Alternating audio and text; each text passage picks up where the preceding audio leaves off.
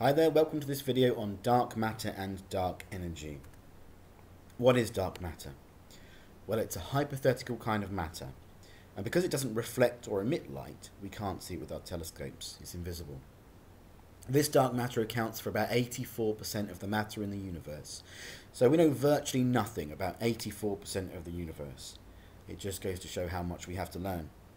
But that's a good thing. Lots of discoveries to make. The next obvious question is, if this stuff is invisible, how do we know it's there? Well, gravity causes light to bend, and you can see this in a black hole as the light spirals towards the centre. So dark matter acts in the same way. It acts like a lens, bending light. And by studying this gravitational lensing, scientists have mapped dark matter in the universe.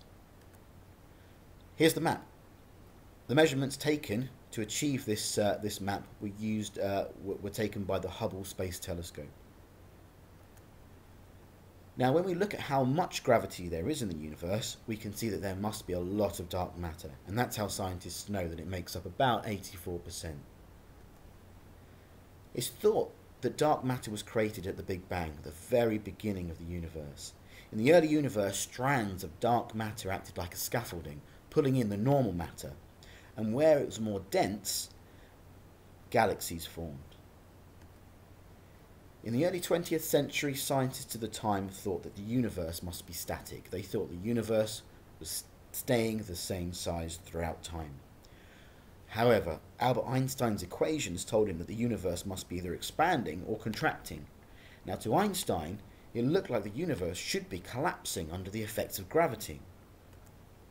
Rather than having faith in his equations, he added to them by theorizing a repulsive energy to balance these gravitational effects out.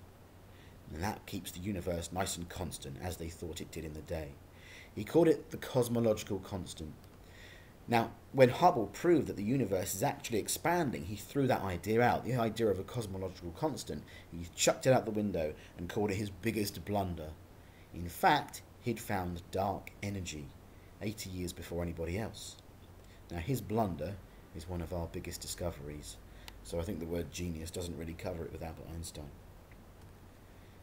Dark energy acts as a repulsive force, pushing the galaxies apart, and this expansion is actually accelerating. This graph gives us some idea of the possible fate of the universe. I think the accelerating dark energy acceleration model is probably the one that most scientists believe in these days. And in this model, the universe continues to get colder and darker forever. The galaxies and solar systems themselves aren't expanding, but the space in between them is. If you can imagine sitting in a classroom and the floor starts to stretch and expand in every direction, you will find yourself moving away from all your classmates. You're not expanding yourself, but the classroom floor is expanding, pushing you away from each other. And in this analogy, the classroom is the universe and you and your classmates are the galaxies. So there you are. That's a really, really brief overview of dark matter and dark energy. They make up most of the universe and we know virtually nothing about either of them. Thank you very much for watching.